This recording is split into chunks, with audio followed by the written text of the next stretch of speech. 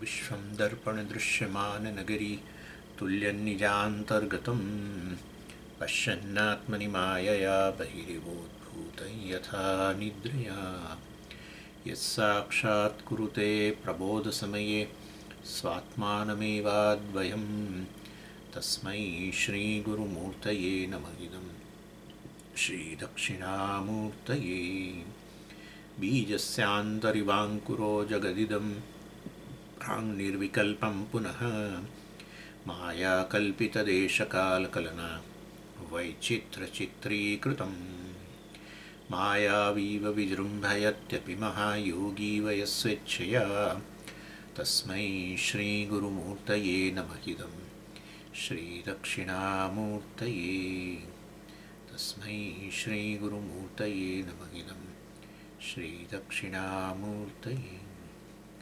ॐ सहना भवतु सहनौ भुनक्तु सह वीर्यङ्करवावहै तेजस्विनावधीतमस्तु मा विद्विषावहै। ॐ शान्तिः शान्तिः शान्तिः। सदाशिवसमारम्भां शङ्कराचार्यमध्यमाम् अस्मदाचार्यपर्यन्तां वन्दे गुरुपरम्पराम्। 116 ટોપિકમાં કહ્યું અત્રાપી અનયોઃ સ્થૂલવ્યષ્ટિ સમષ્ટ્યોઃ તદ ઉપહિત વિશ્વવૈશ્વાનરયોઃ ચ વનવૃક્ષવત તદ અવચ્છિન્ના આકાશવચ્ચ જલાશય જલવત તદ્ગત પ્રતિબિંબ આકાશવચ્ચ પૂર્વવત અભેદઃ. એટલે ઈશ્વર સૃષ્ટિની વાત કરીએ છીએ બીજા સ્તરનો અધ્યારોપ. એક તો અધ્યારોપ આપણે જોઈ ગયા પહેલો સત્યમિથ્યાનું મિશ્રણ અધ્યારોપ, અને એ હતો પહેલા અધ્યાયની અંદર કે જેમાં કહેવામાં આવ્યું કે સમષ્ટિ અજ્ઞાન અને બ્રહ્મનું મિશ્રણ એટલે સમષ્ટિ અજ્ઞાનનો અધ્યારોપ. ઈશ્વર મતલબ માયા, એટલે માયા સહિતનું બ્રહ્મ જેને ઈશ્વર કહીએ એ અધ્યારોપ. મૂળ બ્રહ્મ, પરંતુ વાસ્તવમાં ઉપાધિને લીધે સમષ્ટિ અજ્ઞાનને લીધે આપણે કે માયાને લીધે ઈશ્વર કહીએ, પણ એ તો મિથ્યા છે ને. બ્રહ્મ સત્ય છે અને સમષ્ટિ અજ્ઞાન મિથ્યા. એવી રીતે વ્યષ્ટિ અજ્ઞાન કારણ શરીર અને બ્રહ્મ એ પણ મિશ્રણ, અને જીવ કહીએ એ અધ્યારોપ. એટલે ઈશ્વર અને જીવ પ્રથમ સ્તરનો અધ્યારોપ, કારણ પ્રપંચ કારણ શરીર. હવે બીજા સ્તરના અધ્યારોપ જે છે, હવે એની અંદર ઈશ્વર જે છે, જે અધ્યારોપ છે પ્રથમ સ્તરનો સત્યમિથ્યાનું મિશ્રણ છે, એમાંથી જે સૃષ્ટિ એની વાત ચાલી રહી છે. અને એમાં આપણે જોઈ ગયા સૂક્ષ્મ પ્રપંચ અને એટલે માયામાંથી સૂક્ષ્મ મહાભૂતોને, પછી સૂક્ષ્મ શરીરોને, અને સૂક્ષ્મ પ્રપંચ અભિમાની ચૈતન્ય હિરણ્યગર્ભ અને સૂક્ષ્મ શરીર અભિમાની ચૈતન્ય એટલે તૈજસ, એટલે એની વાત કરી. અને પછી આગળ હવે સ્થૂળ પ્રપંચ એ સૂક્ષ્મ મહાભૂતોમાંથી સ્થૂળ મહાભૂતો અને સ્થૂળ મહાભૂતોમાંથી સ્થૂળ પ્રપંચ, અને સ્થૂળ પ્રપંચને અંતર્ગત સ્થૂળ શરીર એટલે સ્થૂળ શરીર અભિમાની ચૈતન્ય, અને સ્થૂળ પ્રપંચ અભિમાની ચૈતન્ય જેને વિરાટ કહીએ, સુસ્થૂળ વૈશ્વાનર કહો વિરાટ કહો. સ્થૂળ પ્રપંચ અભિમાની ચૈતન્ય જેને વિશ્વ કહીએ, એના વિશ્વ વૈશ્વાનર જે છે એ બંને અધ્યારો. એટલે એ બતાવવામાં આવ્યું, અને એમાં કહેવામાં આવ્યું કે આ વિશ્વ અને વૈશ્વાનર જે છે સમગ્ર જગતનો અનુભવ કરે છે. સ્થૂલ ભૂક માંડુક્યમાં સ્થૂલ ભૂક કહ્યું, સ્થૂળ જગતનો અનુભવ કરનાર વિશ્વ, બરાબર ને. જાગ્રત અવસ્થાની અંદર, જાગ્રત અવસ્થામાં તમે સ્થૂળ શરીર સાથે તાદાત્મ્ય કરીને આ સ્થૂળ જગતનો અનુભવ કરો. અને એ વૈશ્વાનર જે છે, જેને અહમ બુદ્ધિ છે બધા જ સ્થૂળ શરીરોમાં, સમગ્ર સ્થૂળ પ્રપંચમાં જેને અભિમાન છે, અહમ બુદ્ધિ છે, એટલે સ્થૂળ શરીરોમાં અહમ બુદ્ધિ છે. અને એના દ્વારા વાસ્તવમાં જાણે આપણે એક સ્થૂળ શરીરમાં અભિમાન કરીને જગતનો અનુભવ કરીએ. વૈશ્વાનર કે વિરાટ બધા જ સ્થૂળ શરીરોમાં અભિમાન કરીને આ સ્થૂળ પ્રપંચનો અનુભવ કરે, એટલે એ સ્થૂળ ભૂખ કહેવાય. અને એને સરખાવવામાં આવ્યા માંડુક્યની અંદર આત્માનું જે પ્રથમ પાદ જે છે એની અંદર આ વિશ્વ વૈશ્વાનરને સરખાવવામાં આવ્યા, દ્વિતીય પાદમાં તૈજસ હિરણ્ય ગર્ભને સરખાવવામાં આવ્યા, તૃતીય પાદની અંદર પ્રાજ્ઞ ઈશ્વરને સરખાવવામાં આવે, અને ચોથું એટલે તુરીય બ્રહ્મ, મતલબ એનીવે અથવા જેને સાક્ષી કહીએ આપણે નિષ્કર્મ સિદ્ધિમાં અત્યારે જે ભણી રહ્યા છીએ. એટલે આના વિશ્વ જે છે એને બહિષ્પ્રજ્ઞા, એટલે નેચરલી એની પ્રજ્ઞા એ બાહ્ય જગતનો અનુભવ કરે છે. એટલે જાણે ચૈતન્ય બહાર આમ જઈને જાણે, ચૈતન્ય સર્વવ્યાપી કેવી રીતે, પરંતુ જાણે કે ઇન્દ્રિયો દ્વારા બહાર જઈને બહારના જગતનો સંપર્ક કરે, અનુભવ કરે વગેરે. અને એમાં ક્ષના દ્વારા કરે, જ્ઞાનેન્દ્રિયો કર્મેન્દ્રિયો એની પણ વાત કરી. જ્ઞાનેન્દ્રિયો દ્વારા જગતનો અનુભવ કરે, કર્મેન્દ્રિયો દ્વારા રિસ્પોન્સ આપે, એક્સપિરિયન્સ અને રિસ્પોન્સ, કર્તા અને ભોગતા અને કર્તા. કર્મેન્દ્રિયો દ્વારા રિસ્પોન્સ આપવો કર્તા કહેવાય. જગતમાં જગત સાથે વ્યવહાર કરવો, જગતમાં સાથે વ્યવહાર કરવો, એમાં આ રીતે વાસ્તવમાં એક જ્ઞાન વ્યવહાર કહેવાય, એક કર્મ વ્યવહાર કહેવાય. એકમાં અનુભવ ભોગતા, એકની અંદર કંઈક કરવું, ફાળો આપવો જાણે, એટલે પ્રવૃત્તિશીલ થવું. અને કર્મેન્દ્રિયો દ્વારા આપણા પાદેન્દ્રિય છે એના દ્વારા ચાલો, હસ્તેન્દ્રિય દ્વારા કંઈક પકડો, આ બધો રિસ્પોન્સ જગતમાં. અને આપણી વાગીન્દ્રિય દ્વારા આપણે શબ્દ બોલીને, એટલે જાણે આપણે બહાર રિસ્પોન્સ આપીએ છીએ એ કર્મેન્દ્રિયો દ્વારા. જગતને અંદર લઈએ છીએ, અનુભવ કરીએ છીએ એ આપણી જ્ઞાનેન્દ્રિયો દ્વારા, એટલે કરતા ભોગતા. અને એમાંય ત્યાં પછી આગળ ત્યાં કહેવામાં આવ્યું હતું માંડુક્યની અંદર કે માંડુક્ય અહીંયા ક્યાંથી લઈ આવ્યા, કારણ કે એમણે કોટ કર્યું જાગૃત સ્થાન, તમે જોશો 115ની અંદર કોટ કર્યું છે. એટલે એનીવે, એટલે બહિષ્પ્રજ્ઞા. પછી ત્યાં શબ્દ વાપર્યો સપ્તાંગ, એ વિરાટ માટે. સપ્તાંગ એટલે 7 અંગો ધરાવતું વિરાટ શરીર. સમષ્ટિ સ્થૂલ પ્રપંચ એટલે વિરાટ શરીર. કેટલા એમાં કયા કયા અંગો હતા? મસ્તક, વિરાટ, આ મસ્તક વિરાટનું મસ્તક. સ્વર્ગ, ભૂમિ એ પૃથ્વી એના પાદ, અને એવું બધું. અને પછી ઘણું બધું, એ તો 7 અંગો વિરાટ શરીરના.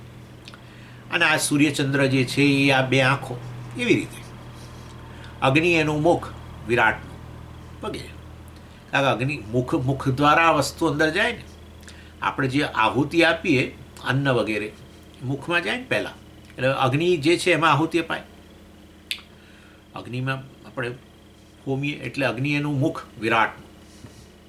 આ મુખ એ વ્યષ્ટિનું, અને અગ્નિ જે મુખ છે એ વિરાટનું મુખ. કેવું સુંદર વિચારો. એટલે આ સમગ્ર જગત જે છે એને એક શરીર, મનુષ્ય શરીરના રૂપમાં કલ્પ્યું, વિરાટ શરીર. એને જ ત્યાં આપણે ભગવદ્ ગીતાની અંદર 11મા અધ્યાયમાં ભગવાને બતાવ્યું વિશ્વરૂપ દર્શન. એનીવે, એટલે હવે ત્યાં જો કે વિશ્વરૂપ દર્શનની અંદર પેલા અર્જુનને બહાર રાખ્યો દર્શન કરવા માટે. વિશ્વરૂપમાં પછી બધું આવી જવું જોઈએ ને, પેલાને બહાર રાખ્યો કાંક જો. પાછો અર્જુનને બતાવ્યો તો હશે ભગવાને અંદર, જો તું આ રહ્યો અંદર બેઠો છું મારા મુખની અંદર, બીજા બધા ચવાઈ ગયા છે પણ તું ચવાયો નથી, તું બેઠો છું. હા, ભગવાને જબરું બતાવ્યું કે આ બધા આપણા બધા આ ભીષ્મ ફલાણા ઢીકણા બધા જો, બધા ક્યાંય મેં ચાવી નાખ્યા છે બધા.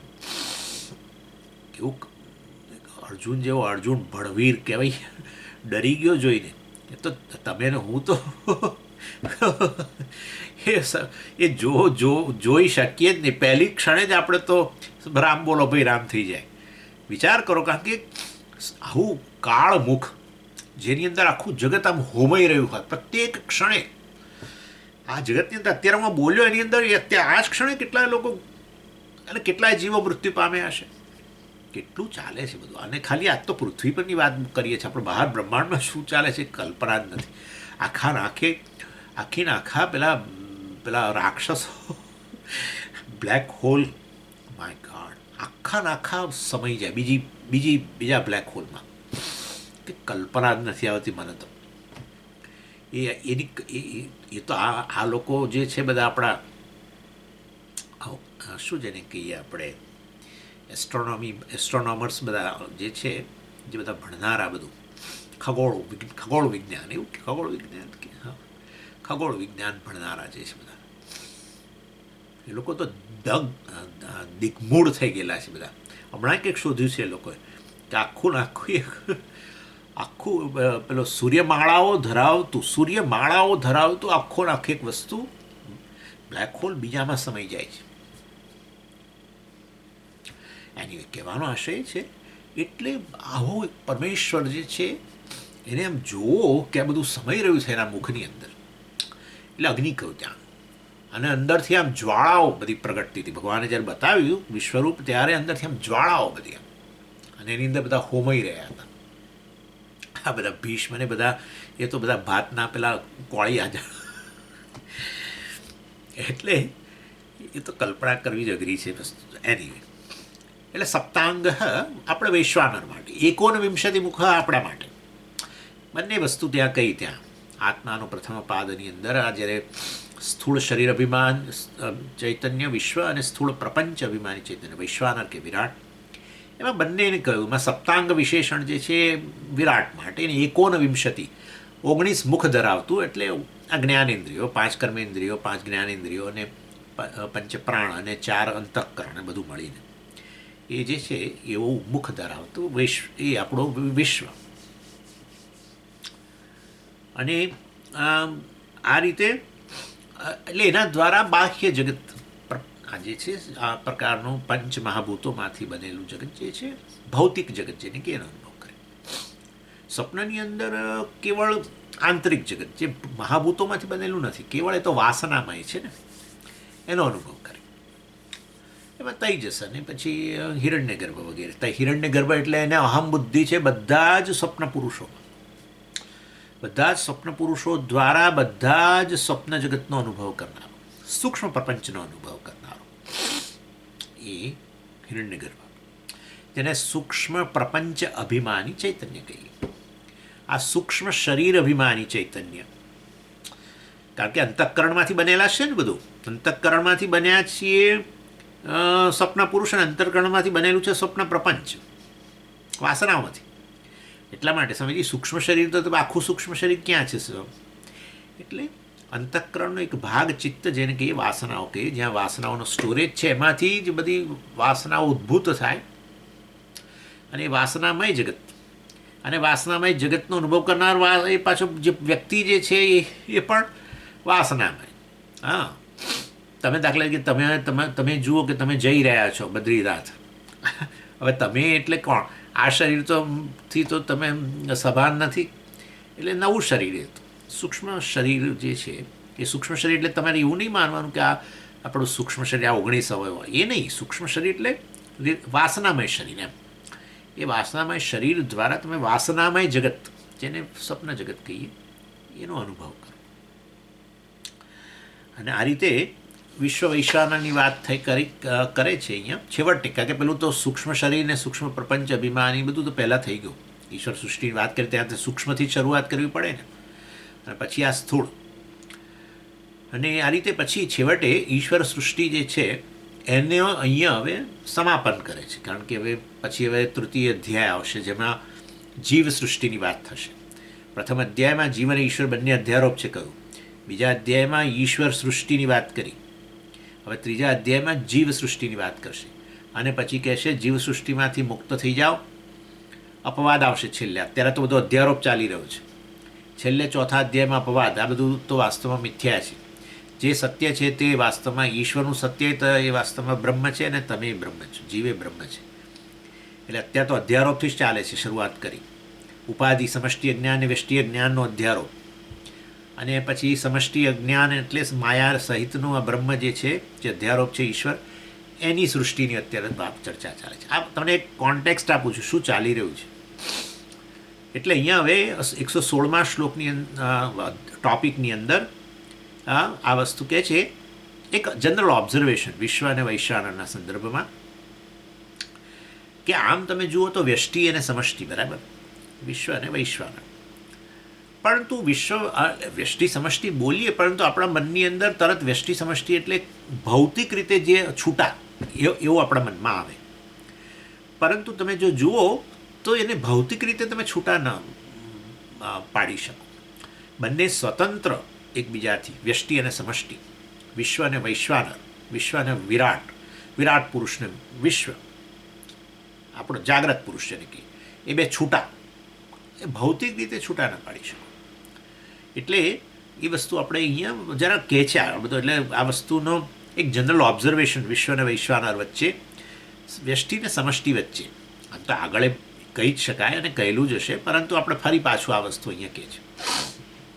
અને એમાં આપણે ઉદાહરણ લઈ શકીએ કે વ્યષ્ટિ એટલે ચાલો વ્યક્તિ, અને સમષ્ટિ એટલે સમાજ. બરાબર, મનુષ્ય સમાજ ગણો અત્યારે, અથવા એક જીવ તમે કહો, એક વ્યક્તિ, અને બધા જીવોનો સમૂહ સમાજ, એ રીતે ગણો, જીવોનો સમાજ, જે રીતે ગણવું એ રીતે ગણો. પરંતુ તમે જોશો અહીંયા કે બંનેને છૂટા ન પાડી શકાય. તમે કહો કે સમાજ જે છે, મનુષ્ય સમાજ ગણીએ અત્યારે, મનુષ્ય સમાજમાંથી વ્યષ્ટિ, વ્યક્તિ, એક મનુષ્ય, અને છૂટો પાડો, એકને છૂટો પાડો, બીજાને છૂટો પાડો, ત્રીજાને છૂટો પાડો, તો સમષ્ટિ નામની વસ્તુ જ ના રહે, સમાજ જ ન રહે. અને તમે કહો કે સમાજ એટલે વ્યષ્ટિ કાઢી નાખો તો સમષ્ટિ ન રહે, સમષ્ટિ એટલે મનુષ્ય સમાજ જ આખો જતો રહે, સમજો તો ભાઈ વ્યષ્ટિ ક્યાં છે, વ્યક્તિ જ ક્યાં છે? એટલે વ્યષ્ટિ સમષ્ટિ વચ્ચે આ કયા પ્રકારનો સંબંધ છે? બહુ વિચિત્ર લાગે છે. વ્યષ્ટિ અને સમષ્ટિ વચ્ચે ભેદ, છૂટા છૂટા ના. વ્યષ્ટિ સમષ્ટિ અભેદ, વ્યષ્ટિ જ સમષ્ટિ છે ના ભાઈ, વ્યષ્ટિ વ્યષ્ટિ છે. એક વ્યક્તિને આખો મનુષ્ય સમાજ ના જ કહી શકાય. બરાબર ને? એક વ્યક્તિને આખો મનુષ્ય સમાજ ના કહી શકાય. એટલે વ્યષ્ટિ અને સમષ્ટિ વચ્ચે ભેદ છે, છૂટા છૂટા છે, સ્વતંત્ર છે. તો વ્યષ્ટિ ન રહે તો પણ સમષ્ટિ રહે, સમાજ રહી જાય, એવું તો બને જ નહીં. એટલે વાસ્તવમાં ભેદ એટલે ભિન્ન ભિન્ન છે એ ન કહી શકાય. વ્યષ્ટિ સમષ્ટિ એક જ છે, અભિન્ન જ છે, એક જ કહેવાય. મુક્તાત્મા એટલે મનુષ્ય સમાજ, આવું તો કહેવાતું છે બધા. એટલે સમાજ કહો ત્યારે તો પછી બધું સમષ્ટિ કહો પછી બીજા બધા ઉમેરવા પડે ને. મુક્તાત્મા ગમે એટલું કે હું છું એટલે મનુષ્ય સમાજ છે, પણ એ ચાલે નહીં. એટલે કે વ્યષ્ટિ સમષ્ટિ વચ્ચે કયા પ્રકારનો સંબંધ છે? ભેદ પણ નથી, અભેદ, ઐક્ય પણ નથી. એટલે વાસ્તવની અંદર બહુ ભેદાભેદ વિલક્ષણ સંબંધ છે આ વસ્તુ, જેને તાદાત્મ્ય સંબંધ કહો અત્યારે, મિથ્યા સંબંધ છે એકચ્યુઅલી એમ તો. પરંતુ આપણે આમ આના માટે બીજું પણ મેં તમને ઉદાહરણ આપ્યું હતું. દાખલા તરીકે આપણે કહીએ કે સ્વામીજી અમે તો વેજીટેબલ સલાડ ખાઈએ છીએ રોજ, તો વેજીટેબલ સલાડ ખાઓ છો એ છે ને પેલો સમાજ છે, એની અંદર બધું બહુ ભેગું કરતા હોય છે. એટલે બધું બહુ ભેગું કરે, કાકડી ને પેલું શું પેલું ટામેટા ને પેલું લેટિસ ને આ ને તે ને બધું બહુ ભેગું કરે. બરાબર? હવે એ સમાજ કહીએ આપણે. એમાંથી આપણે એક શાકભાજીને છૂટા પાડતા જાઓ, પેલા ટામેટા કાઢી લો, પછી પેલું કાઢી લો, તો સલાડ ક્યાં રહ્યો હવે?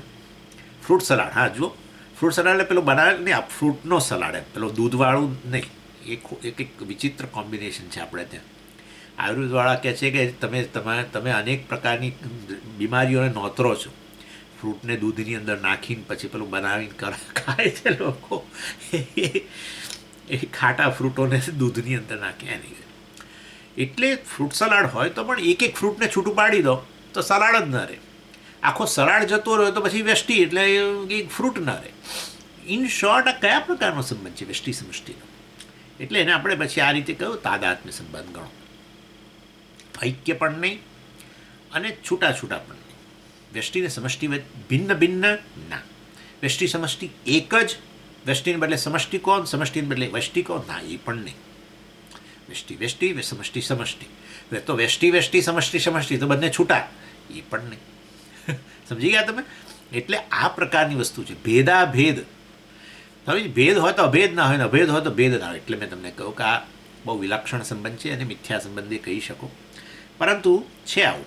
અને આવું તમે બધે જ એક વસ્તુમાં જોઈ શકો. એક રાજ્ય લો, ગુજરાત અને ભારત, બરાબર ને? એમાં એવું જ છે ને, બધા રાજ્યો ભેગા થઈને દેશ બને છે, સમષ્ટિ. એટલે રાજ્ય અને દેશ વચ્ચેનો સંબંધ કેવો છે? વ્યષ્ટિ અને સમષ્ટિ વચ્ચેનો સંબંધ કેવો છે? આવો જ છે. રાજ્ય જે છે દેશથી અલગ નથી, ભિન્ન નથી. અને વાસ્તવની અંદર દેશ જ ન હોય તો પછી રાજ્ય જ નથી. એટલે અને રાજ્ય અને દેશ એક જ છે એવું ના કહી શકાય.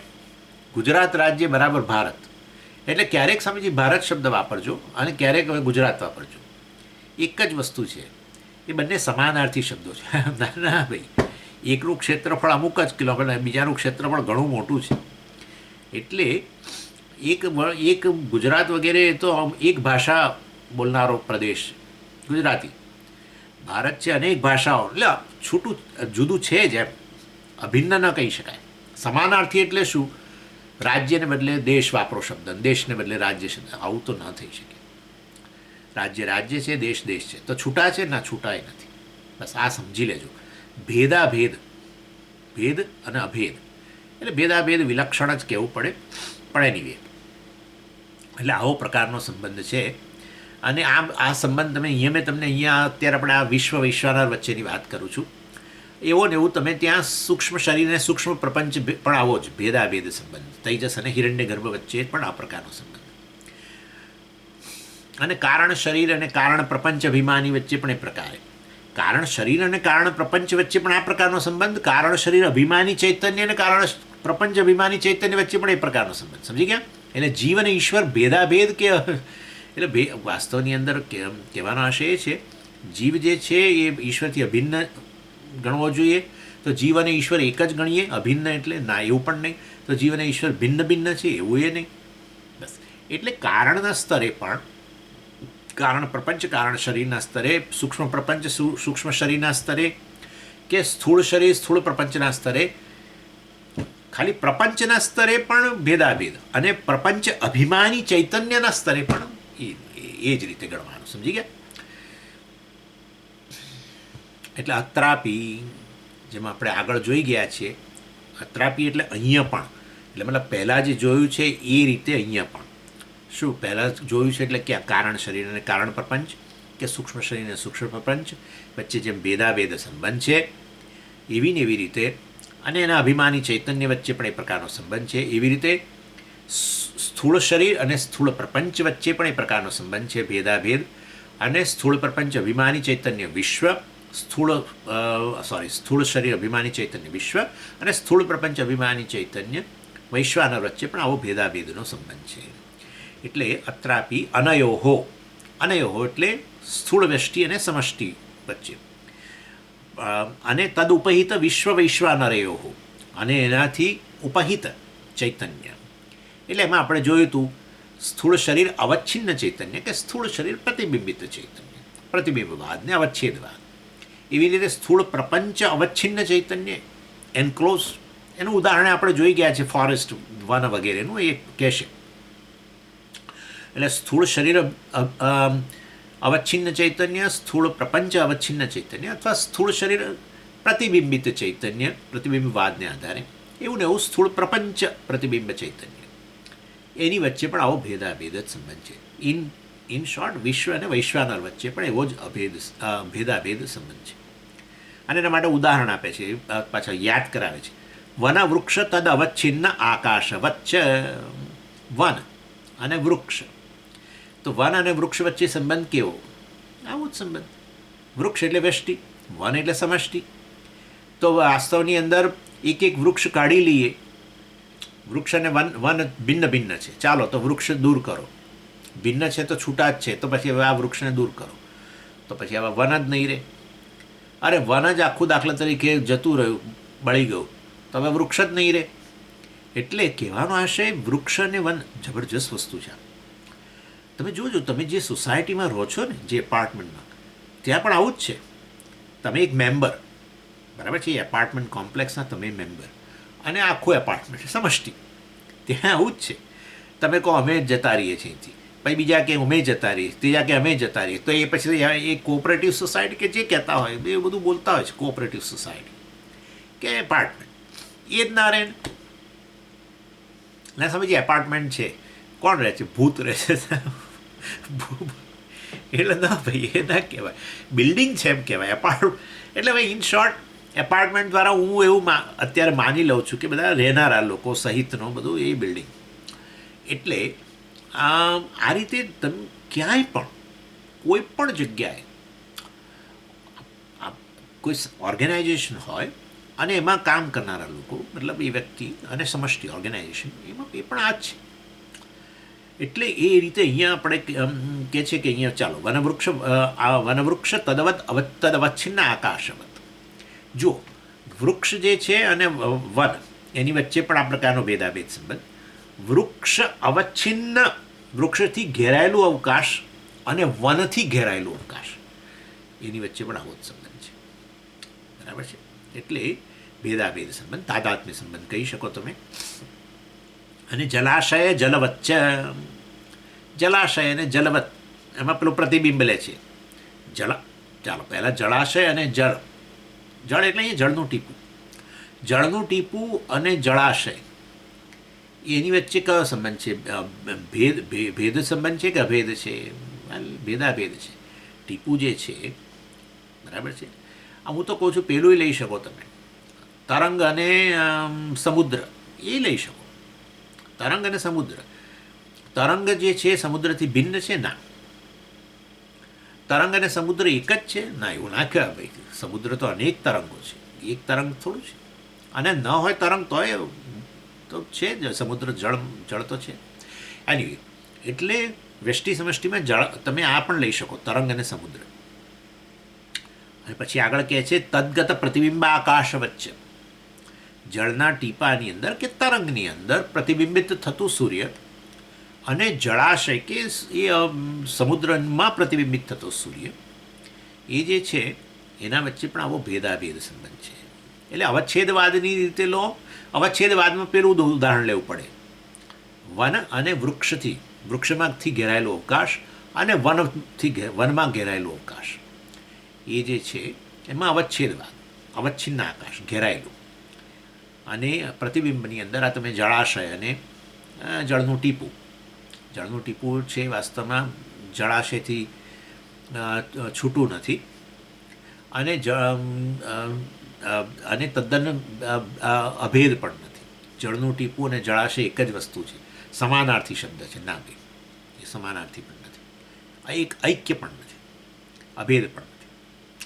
એટલે આ રીતે અહીંયા બે ઉદાહરણો આપીને બતાવે છે. કારણ કે સ્થૂળ પ્રપંચ અને સ્થૂળ શરીર, એ તો એ રીતે એને આપણે સરખાવીએ આપણા વૃક્ષ અને વન.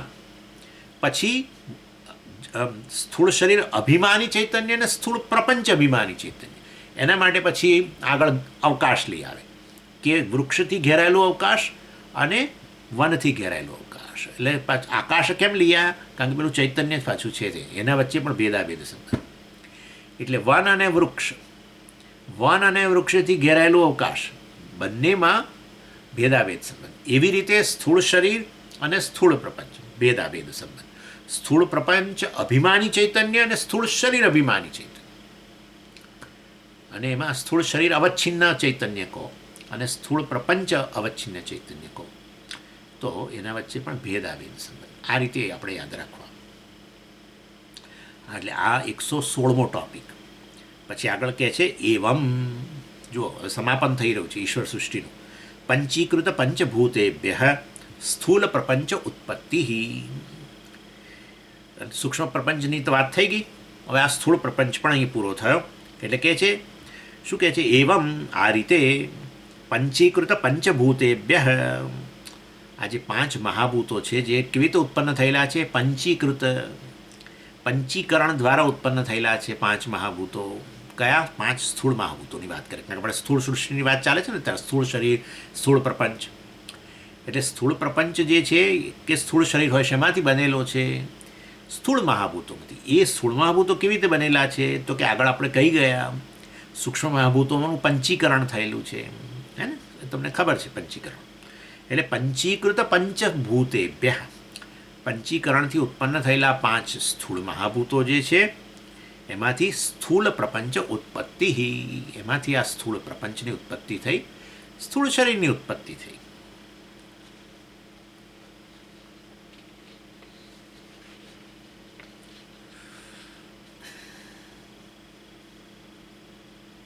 અને હવે પછી એટલે ઈશ્વર સૃષ્ટિ પૂરી થઈ ગઈ, ઈશ્વરે હાથ ધોઈ નાખ્યા. હવે ચાલો પતી ગયું, દેટ્સ ઇટ.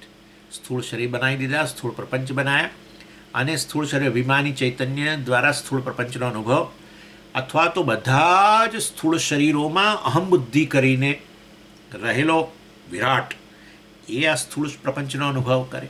એ રીતે સેપરેટલી નહીં. વિરાટ સ્વામીજી સ્થૂળ પ્રપંચનો અનુભવ કરે ને આપણે અનુભવ કરીએ.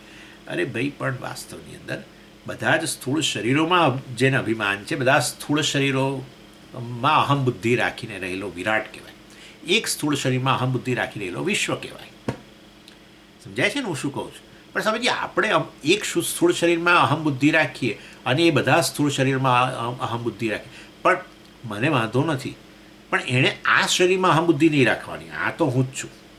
એ બીજા બધા શરીરોમાં રાખે તો બીજા શરીરો બીજો વિશ્વ છે એ એમ કહે છે કે મારા સ્થૂળ શરીર, એમ કહે છે, શું કહે છે, મારા સ્થૂળ શરીરમાં અહમ બુદ્ધિને એણે નહીં રાખવાની, એણે બીજા. વિરાટ રહેવાનો જ નથી. આપણે અહમ બુદ્ધિ કરીએ છીએ એ તો ખોટી છે. આ બધું છે શું અલ્ટિમેટલી? તમે જ કહો મને. એ તો આ સમષ્ટિ અજ્ઞાન માયામાંથી ઉત્પન્ન થયેલા પેલા સત્વરજસ તમસમાંથી સૂક્ષ્મ મહાભૂતો અને એનું પંચીકરણ થઈને બનેલું છે. એટલે વાસ્તવની અંદર એ ઈશ્વર જ છે. આ તો હે ને, ઈશ્વર એટલે શું? શક્તિ સહિતનું બ્રહ્મ. શક્તિ સહિતનું બ્રહ્મ બધી શક્તિની જ અભિવ્યક્તિ છે. એની તો તમે નવરાત્રિ પૂજા કરી. ભગવતી જે આ બધી અભિવ્યક્તિ આખી ભગવતીની જ ગઈકાલે મેં કહ્યું છે. એટલે એની અહમ બુદ્ધિ એમાં હોય એ બરાબર છે ભાઈ. ઈશ્વરની આ બધું હું જ છું તે બરાબર છે. તો સમજીએ, એને અહમ બુદ્ધિ હોય તો પછી એ તો મહા અજ્ઞાની કહેવાય. તમે તો કહો છો સ્થૂળ શરીર હું, અને હું સ્થૂળ શરીર નથી એવું કહો છો. ઈશ્વર એમ કે હું તો બધા સ્થૂળ શરીર, તો મહા અજ્ઞાની. અરે ભાઈ, એ તો માયા સહિતનો છે. એને ખબર છે હું બ્રહ્મ છું, પરંતુ બ્રહ્મ છું છતાં પણ આ સ્થૂળ પ્રપંચ રૂપે હું જ અભિવ્યક્ત થયો છું. અને એટલે એની અહમ બુદ્ધિમાં એની પાછળ અજ્ઞાન નથી રહેલું. એ તો સર્વજ્ઞ હોવાને કારણે આ બધા સ્થૂળ શરીરો હું છે એમ કહે છે. અજ્ઞાનને કારણે નહીં. આપણે અજ્ઞાનને કારણે કહીએ છીએ કે હું સ્થૂળ શરીર છું. આ તો વાસ્તવમાં ઈશ્વર છે. સમજ્યા તમે? પ્રત્યેક સ્થૂળ શરીર એ સ્થૂળ પ્રપંચને અંતર્ગત છે કે નહીં? અંતર્ગત જ છે. એટલે આપણી અહમ બુદ્ધિ એ તો પેલા કારણ શરીર થકી હું બ્રહ્મ છું નથી ખબર, એટલે જે નજીકમાં નજીક છે આ સ્થૂળ શરીર, એમાં અહમ બુદ્ધિ કરી લીધી. એને તો આપણે અહંકાર ગઈકાલે ચર્ચા કરી. એટલે આપણી અહમ બુદ્ધિ સ્થૂળ શરીરમાં વાસ્તવિકતા નથી. પરમેશ્વર કે આ મિથ્યા પ્રપંચ હું જ છું, એમાં શું છે? પણ એમાં અહમ બુદ્ધિ કરવાની જરૂર શું? પણ શા માટે ન કરે? શા માટે ન કરે? સ્થૂળ પ્રપંચ રૂપે એ જ અભિવ્યક્ત થયેલો છે, મિથ્યા પ્રપંચ રૂપે. તો એનો અહમપણું પણ એ સ્થૂળ પ્રપંચમાં કેવું છે? મિથ્યા છે. એને ખબર છે એ મિથ્યા છે, એને ખબર છે. એટલે કારણે એને સર્વજ્ઞ કહેવાય છે. ન ખબર હોય તો અજ્ઞાની કહેવાય. હા, એટલે માયા સહિત આ પોતાની જે ઉપાધિ છે, માયા ઉપાધિ શક્તિ, એની આ બધી અભિવ્યક્તિ છે. બધા નામ રૂપ સમગ્ર સ્થૂળ પ્રપંચ એની અભિવ્યક્તિ છે. એટલે એની અહમ બુદ્ધિ જે છે એની અંદર, સમગ્ર સ્થૂળ પ્રપંચની અંદર એ, અને એ રીતે વિરાટ કહેવાય છે. પણ એ જાણે છે કે હું તો બ્રહ્મ છું વાસ્તવમાં. નહીં તો એ બ્રહ્મ છું ખબર ના હોય તો એને પછી સર્વજ્ઞ કેવી રીતે કહેવાય? એને અજ્ઞાની જ કહેવો જોઈએ. એટલે સમજવાનું છે આ વસ્તુ, બહુ જ ગૂંચવાડો ના થવો જોઈએ. એની અહમ બુદ્ધિ જે છે એ તો, પણ એ સમજીએ એ કેવા પ્રકારની અહમ બુદ્ધિ કહેવાય? જેવી રીતે એક્ટરની જે તે વેશમાં અહમ બુદ્ધિ હોય છે. એક્ટરને ખબર છે કે હું એક્ટર છું ને છતાંય અહમ બુદ્ધિ કરે છે. કરે જ છે, મજાનો ખેલ કરે છે. પછી હા, એ કંઈ બીજો અહમ નથી લઈ આવતો. બીજો અહમ નથી લઈ આવતો. અંદર એને બરાબર આમ સ્પેસ રહેલી છે બરાબરની. હા, આપણે તો સ્પેસ જ નથી. હા, અંદર સોલિડ થઈ ગયું છે બધું, સ્પેસ વગર. હું એટલે કોણ? બસ જાગ્રત. એક ચતુર્થાંશ વ્યક્તિત્વ છે તમારું.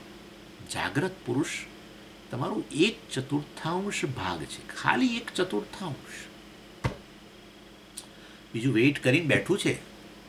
સ્વપ્ન પુરુષ તમે જ બનવાના છો. હું આ પછી ઊંઘવાનું પાછું બરાબર જેટલા કલાક જાગે એટલા જ કલાક ઊંઘવાનું પાછું.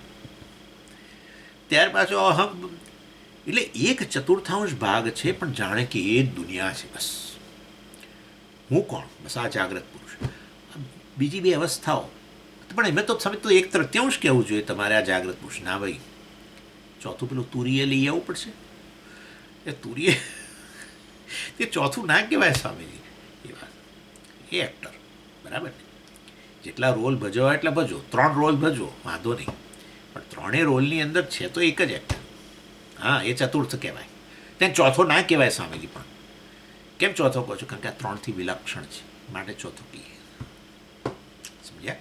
પરંતુ તમે જો એ ચોથાને જાણો પછી ખબર પડે કે આ 3 મિથ્યા છે. અરે રે ભાઈ, આ પેલો ભિખારી એક્ટર વગર ન રહી શકે, અને પેલો સંન્યાસી એક્ટર વગર ન રહી શકે, અને આ રાજા એક્ટર વગર ન રહી શકે.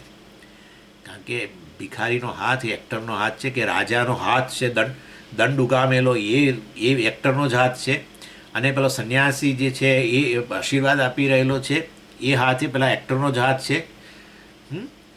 આંખો ભિખારીની આંખો ને સંન્યાસીની આંખો ને પેલા રાજાની આંખો એ પેલા એક્ટરની જ આંખો છે બધું. એટલે ભિખારી પૂરેપૂરો અભિન્ન છે એક્ટરથી, સંન્યાસી એનાથી અભિન્ન છે, રાજા એનાથી અભિન્ન છે. પરંતુ એ નથી ભિખારી, નથી સંન્યાસી, નથી રાજા. એ છે, એ છે. અમિતાભ બચ્ચન છે. ઓકે, હા, અમિતાભ બચ્ચન. અમિતાભ નહીં, અમિતાભ બચ્ચન. હા, અમિતાભ બચ્ચન ભિખારી નથી. એ તો સપનામાં સંન્યાસી બનવાનું વિચારતો નથી, અને રાજા બનવાનું સપનું પૂરું થવાનું નથી. ઓકે,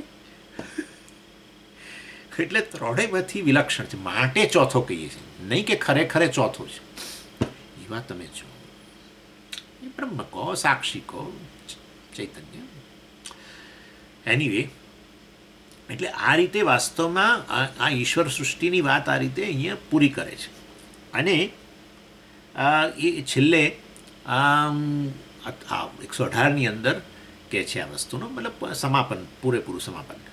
એતેષામ સ્થૂલ સૂક્ષ્મ કારણ પ્રપંચાનામ અપી સમષ્ટિઃ એકઃ મહાન પ્રપંચઃ ભવતિ યથા અવાંતરવનાનાં સમષ્ટિઃ એકમ મહદ્વનમ ભવતિ યથા વા અવાંતરજલાશયાનાં સમષ્ટિઃ એકઃ મહાન જલાશયઃ.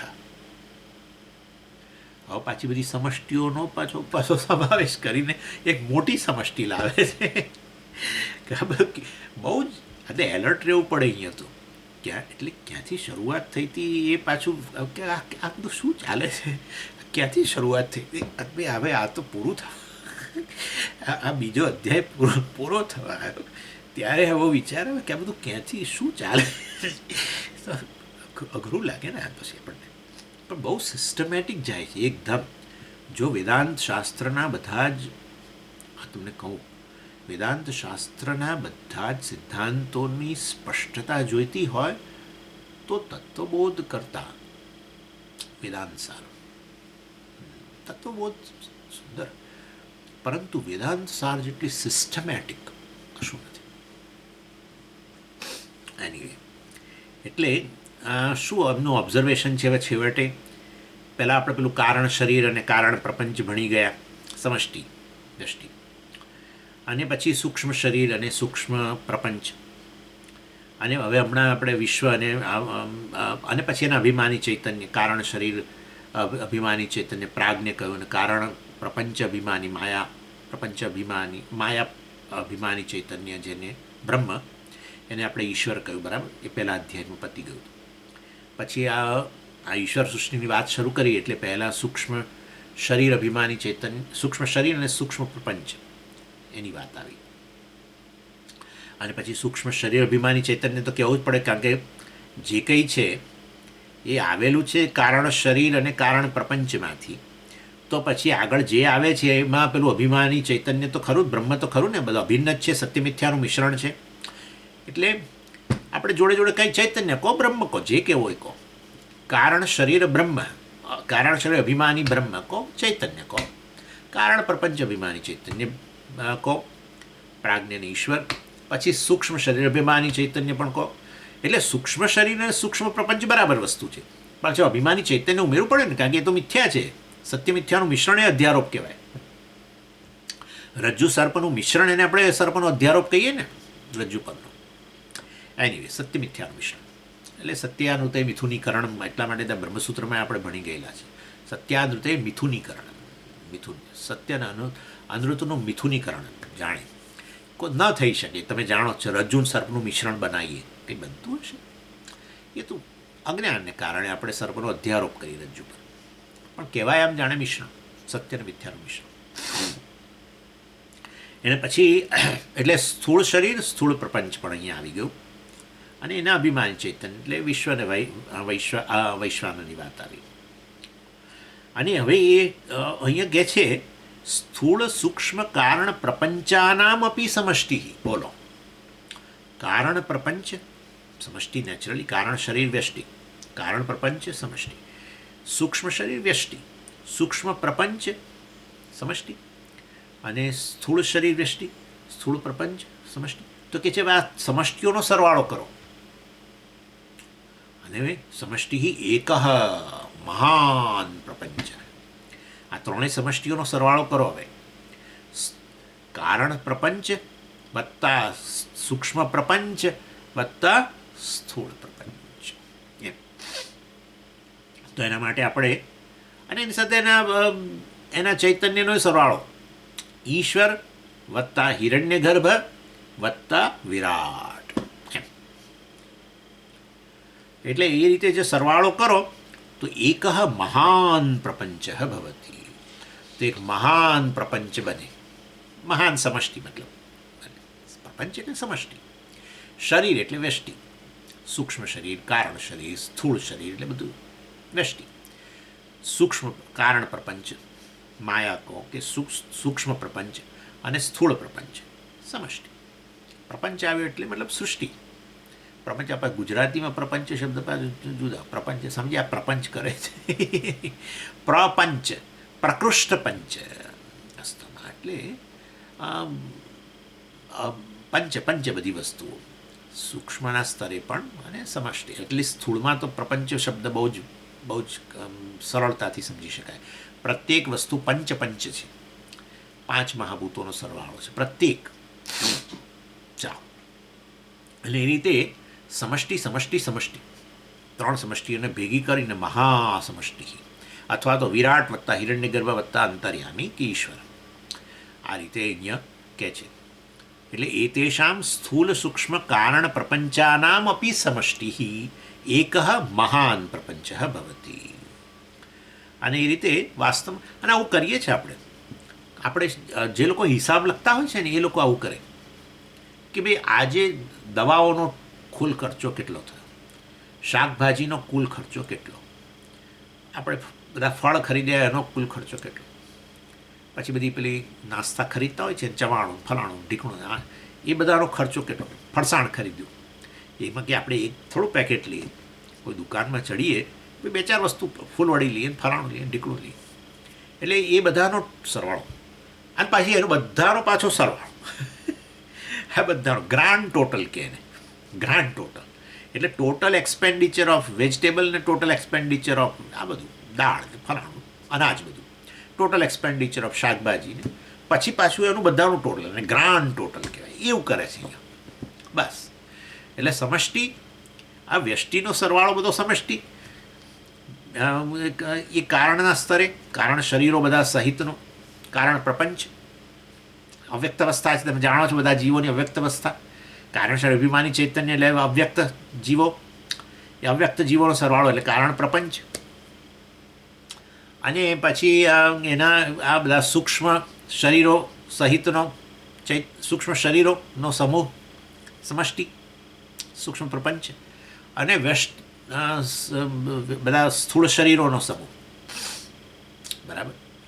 એટલે એ બધાનો કરો તો સ્થૂળ પ્રપંચ ગણો એ રીતે.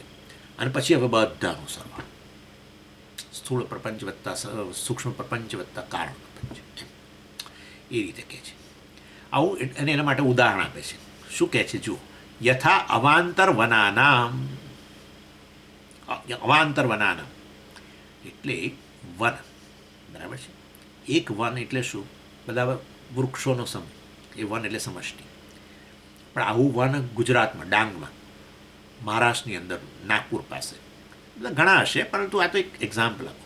આંધ્રપ્રદેશમાં કોઈ જગ્યાએ, અને પછી કંઈક છત્તીસગઢમાં, કેરાલામાં દાખલા તરીકે, તામિલનાડુમાં વન પ્રદેશ હોય, વન બધા જંગલો હોય અમુક અમુક એરિયાની અંદર જે તે રાજ્યમાં.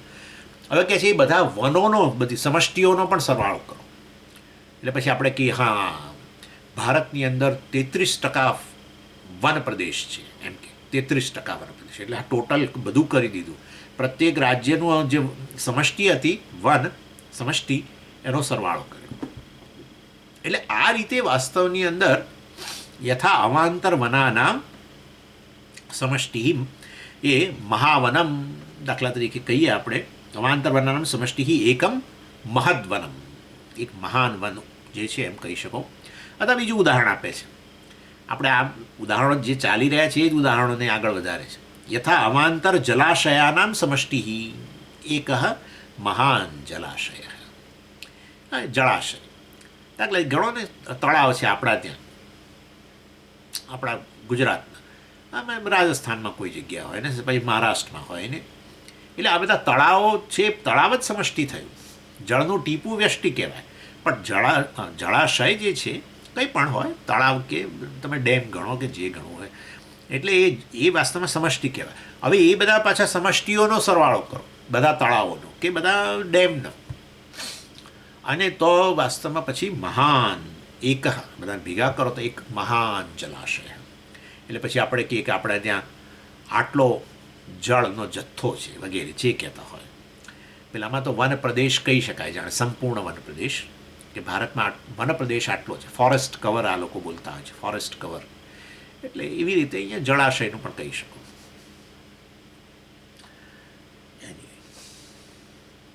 પછી આગળ વાત કરે છે એતદ ઉપહિતમ. જુઓ, એટલે એ પ્રપંચની દ્રષ્ટિએ સરવાળો કરી દીધો. હવે સમષ્ટિ સમષ્ટિ સમષ્ટિ, કારણ સૂક્ષ્મ અને સ્થૂળ, અને પછી એતદ ઉપહિતમ ચૈતન્યમ પણ એનો સરવાળો કરો તો છેવટે શું આવીને ઊભું રહેશે? બ્રહ્મ આવીને જ ઊભું રહેવાનું છે. એ જોઈએ છે એમને, એમને એ જ ચિંતા છે કે ભાઈ આ ઈશ્વર સૃષ્ટિમાં ખોવાઈ ના જાઓ, તમે એ ભૂલી ના જતા કે ઈશ્વર એ સરવાળો છે, એ મિશ્રણ છે, સત્ય મિથ્યાનું મિશ્રણ છે, એ ભૂલી ના જતા. પણ આ બધું આવ્યું ક્યાંથી? પેલી એની શક્તિ ભાઈ, આ માયામાંથી જ આવ્યું. આ સત્વરજસ તમસમાંથી સૂક્ષ્મ મહાભૂતો ને એમાંથી આવ્યું સૂક્ષ્મ પ્રપંચ, ને એમાં પછી વ્યષ્ટિના કર્મને આધારે જે પેલા કારણ શરીરમાં રહેલા છે, એ જે જીવની ઉપાધિ છે, એ તો ત્યાં વાત થઈ ગઈ. અને એના અંતર્ગત પછી જે તે પ્રકારનું સૂક્ષ્મ શરીર એને મળ્યું. એટલે આ રીતે સૂક્ષ્મ શરીર અભિમાની ચૈતન્ય અને સૂક્ષ્મ પ્રપંચ અભિમાની ચૈતન્ય, તેજસ ને હિરણ્ય ગર્ભ. એનીવે બહુ જ એકદમ સિસ્ટમેટિક, કશું છૂટે એવું છૂટતું જ નથી. જો છૂટી ગયું તો માનવું કંઈથી છૂટી ગયું છે, એલર્ટનેસ જતી રહી આપણી, એવું માનવાનું. બાકી તમે આમ નજરમાં લાવશો ને તમને ખબર પડશે કે આ કેવું છેલ્લે અપવાદની અંદર જીવ અને બ્રહ્મ ઐક્ય છે એ બતાવી દેશે. અત્યારે આ બધી ઈશ્વર સૃષ્ટિ ચાલે છે, પણ અહીંયા કહે છે કે જુઓ એતદ ઉપહિતમ વૈશ્વાનરાદિ ઈશ્વર પર્યંતમ ચૈતન્યમ અપી અવાંતર વન અવચ્છિન્ન આકાશવત અવાંતર જલાશયગત પ્રતિબિંબ આકાશવચ્ચ એકમેવ.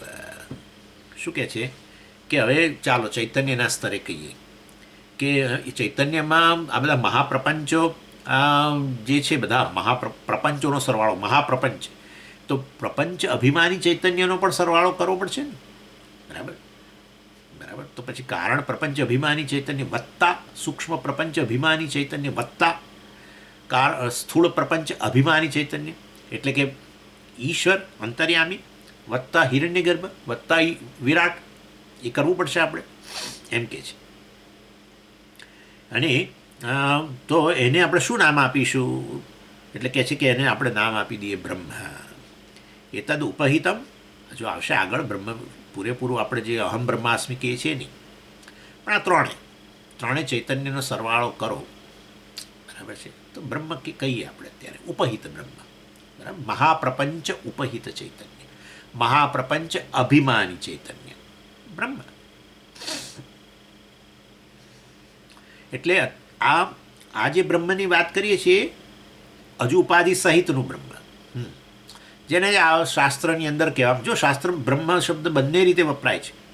સર્વમ ખલુ ઇદમ બ્રહ્મ, આ જે કાંઈ છે એટલે આ જે કાંઈ આમ નહીં કરવાનું, અહીંયા અને સાથે આમ લઈ લેવાનું. આ જે કાંઈ છે એટલે કે અહીંયા રહેલું સ્થૂળ શરીર, અહીંયા રહેલું સૂક્ષ્મ શરીર, અહીંયા રહેલું કારણ શરીર, અને બહાર પણ એ રીતે અંદર બહાર પણ એ ઉપાધિ સહિતનું ચૈતન્ય, સમષ્ટિ ઉપાધિ. સમષ્ટિ કહો ત્યારે તમે તમારી જાતને બહાર ના રાખી શકો. એટલે સમષ્ટિ ઉપહિત, મહાસમષ્ટિ, એમ મહાસમષ્ટિ ઉપહિત ચૈતન્ય જે છે એને બ્રહ્મ કહેવાય. એ જ પેલું કહેશે હમણાં કે સર્વમ ખલુ ઇદમ બ્રહ્મ, જે કાંઈ અહીંયા છે બ્રહ્મ છે. ત્યારે આ રીતે ઉપહિત ચૈતન્ય, કેવું? મહાપ્રપંચ ઉપહિત ચૈતન્ય, મહાપ્રપંચ અભિમાની ચૈતન્ય. અને પછી વાસ્તવમાં અનુપહિત, એ શબ્દ એ પણ આપણે જ વાપરીએ છીએ. અહમ બ્રહ્માસ્મિ કહો છો ત્યારે તમે અહમ બ્રહ્માસ્મિમાં હવે સ્થૂળ શરીર ના ઉમેરી શકો. હું બ્રહ્મ છું કહો ત્યારે હું તો સ્થૂળ શરીર છું, અથવા હું સ્થૂળ શરીર સહિતનું બ્રહ્મ છું, આવું ના આવે. બરાબર છે? હું બ્રહ્મ છું ત્યારે વાસ્તવની અંદર સ્થૂળ શરીર, સૂક્ષ્મ શરીર, કારણ શરીર વગેરેનો બાદ કરીને, અપવાદ કરીને, સમજી ગયા તમે? ત્યારે જ વાસ્તવની અંદર ખરેખર તમે સર્વવ્યાપી બ્રહ્મ છો એમ કહી શકો. એટલે અનુપહિત ચૈતન્ય કહેવાય. ખરેખર જ્ઞાન થાય છે ત્યારે આપણે એ બ્રહ્મનો લક્ષ્યાર્થ લઈએ છીએ ને. આ બધું જે અત્યારે વાચ્યાર્થ ચાલે છે, સમજવાનું. એટલે ઉપહિત ચૈતન્ય. એનીવે, અને એમાં કયો સંબંધ છે વાસ્તવની અંદર? એ જ ભેદાભેદ ચાલુ છે હજુ. ઉપાધિ છે ને એટલે ભેદાભેદ. એટલે આ મહાપ્રપંચ અને બ્રહ્મ વચ્ચે કેવા પ્રકારનો સંબંધ છે? મહાપ્રપંચ અને આ મતલબ કે મહાપ્રપંચ અભિમાન ધરાવતું ચૈતન્ય વચ્ચે કેવા પ્રકારનો સંબંધ છે? તો કે વાસ્તવની અંદર એ જ ભેદાભેદ સંબંધ છે. એટલે ટોટલ, એટલે સમષ્ટિ અને ગ્રાન્ડ ટોટલ, એમ સમજી ગયા તમે? એટલે સ્થૂળ પ્રપંચ અને મહાપ્રપંચ એમ ગણો ચાલો, જેમાં ત્રણેય પ્રપંચનો સરવાળો છે. એમની વચ્ચે કેવો સંબંધ છે? તો કે વ્યષ્ટિ અને સમષ્ટિ વચ્ચે કેવો હતો? એવો જ સંબંધ અહીંયા ગણવાનો. પ્રપંચને જાણે વ્યષ્ટિ ગણો અને મહાપ્રપંચને સમષ્ટિ ગણો, કારણ કે ત્રણેય સમષ્ટિનો સરવાળો કરેલો છે ને. તો એની વચ્ચે પણ એ ભેદાભેદ સંબંધ છે. અને એવી ને એવી રીતે એ પ્રપંચ અભિમાની ચૈતન્ય અને મહાપ્રપંચ અભિમાની ચૈતન્ય વચ્ચે પણ કેવો સંબંધ છે? ભેદાભેદ સંબંધ છે. અબ્બા, તો જબરું છે બધું. એટલે એતદ ઉપહિતમ વૈશ્વાનરાદિ ઈશ્વર પર્યંતમ ચૈતન્યમ, વૈશ્વાનરાદિ ઈશ્વર પર્યંતમ, વૈશ્વાનરથી શરૂ કરીને, આદિ વૈશ્વાનરથી વિરાટથી શરૂ કરીને, સ્થૂળ પ્રપંચ અભિમાની ચૈતન્યથી શરૂ કરીને ઈશ્વર પર્યંતમ, કારણ પ્રપંચ અભિમાની ચૈતન્ય, એ એતદ ઉપહિતમ, ઉપહિત એટલે ઉપાધિવાળું, હા ઉપાધિવાળું આ પ્રકારની ચૈતન્યમ અપી અવાંતર વન અવચ્છિન્ન આકાશવત, અવાંતર જલાશયગત પ્રતિબિંબ આકાશવત છે એકમેવ. એકમેવ એટલે એક જ છે, ઐક્ય નહીં, ભેદાભેદ. સમજી ગયા? અહીંયા એકનો અર્થ આ રીતે ગણવાનો. હા, એક કેમ કહે છે ભેદાભેદમાં? તમે આવું જ કહો છો. તમે ઇન્ડિયા, તમે અહીંયા અમેરિકામાં તમે પૂછો ને, તો મને આવું પૂછતા હોય છે લગભગ રોજ કોઈક હોય છે, લગભગ. સમજીએ? ઇન્ડિયા ક્યારે જવાના એમ કે, ઇન્ડિયા ક્યારે જવાના? એટલે પછી હું તો જાન્યુઆરીમાં જઉં છું. હવે ખરેખર હું ઇન્ડિયા જાઉં છું કે ગુજરાત જાઉં છું? ગુજરાત, એમાં અમદાવાદ જ, બરાબર છે. તો પણ શું કહે છે? ઇન્ડિયા. એટલે ખરેખર અમદાવાદ એ ઇન્ડિયા નથી, બરાબર છે. તો પણ વાસ્તવની અંદર જે કહે છે ઇન્ડિયા, ત્યારે પેલા વ્યષ્ટિને સમષ્ટિને જાણે ભેગા કરીને બોલે છે. સમજી ગયા તમે? એ રીતે અહીંયા પણ કહે છે કે આ જે છે જલાશયગત પ્રતિબિંબ આકાશ વચ્ચે, અથવા પેલું વનની વાત કરી. શું કહ્યું? અવાંતર વન અવચ્છિન્ન આકાશ વચ્ચે. એટલે તમે જ્યારે કહો ને વન, ત્યારે પેલા વ્યષ્ટિનો સમાવેશ થઈ ગયો. એટલે તમે વન એટલે વ્યષ્ટિનો સમાવેશ થઈ ગયો, તો વ્યષ્ટિ અને સમષ્ટિ એક છે? ના ભાઈ, એ પાછું ભેદાભેદ. સમજો આ વસ્તુ. એટલે બોલાય જ્યારે સમષ્ટિ, ત્યારે વ્યષ્ટિનો સમાવેશ કરીને બોલાય, પરંતુ વ્યષ્ટિ બરાબર સમષ્ટિ નથી તો પણ. એટલે અહીંયા એકમ કહે છે એટલે તમારે ઐક્ય નહીં માની લેવાનું, સમાનાર્થી નહીં વ્યષ્ટિ સમષ્ટિ. એકમ એ, કારણ કે સમષ્ટિ કહો એટલે વ્યષ્ટિનો સમાવેશ થઈ જાય, એ રીતે અહીંયા કહે છે. ઇન્ડિયા જાઓ છો એટલે હવે અમદાવાદ જાઉં છું એ ઇન્ડિયાને અંતર્ગત આવી ગયું કે નહીં, એ રીતે. પછી એની અંદર અમદાવાદ જ જતો હોઉં તો સમજવા તો અમે ઇન્ડિયા કહ્યું ને અમદાવાદ કહીએ એક જ વસ્તુ છે. ના, એક વસ્તુ નથી. અમદાવાદ અમદાવાદ છે. એનું ક્ષેત્રફળ, આ તે, એના ત્યાંની વસ્તી, ત્યાંની બોલાતી ભાષા, ત્યાંની ખાણીપીણી ને ત્યાંના પહેરવેશ ઇન્ડિયાની સાથે એને એકદમ સમાનાર્થી ન કહી શકાય. પરંતુ અહીંયા એકમેવ કહે છે. એકમેવ એટલે આપણે પાછું પેલું લઈ આવવાનું તાદાત્મ્ય સંબંધ. તાદાત્મ્ય સંબંધ લઈ આવો. ચાલો, એની એટલે જલાશયગત પ્રતિબિંબ આકાશ વચ્ચે એકમેવ, વન એન્ડ ધ સેમ એમ, પરંતુ તાદાત્મ્ય સંબંધ, ભેદાભેદ સંબંધ. અને આ રીતે છેવટે બ્રહ્મા શબ્દની અહીંયા હવે પછી ઇન્ટ્રોડ્યુસ કરે છે આ રીતે. અને એ ચર્ચા હવે આપણે આવતી વખતે કરીશું. ઓમ પૂર્ણમદ પૂર્ણમિદમ પૂર્ણાત પૂર્ણમુદચ્યતે પૂર્ણસ્ય પૂર્ણમાદાય પૂર્ણમેવાવશિષ્યતે. ઓમ શાંતિ શાંતિ શાંતિ. હરિ ઓમ શ્રી ગુરુભ્યો નમઃ. હરિ ઓમ.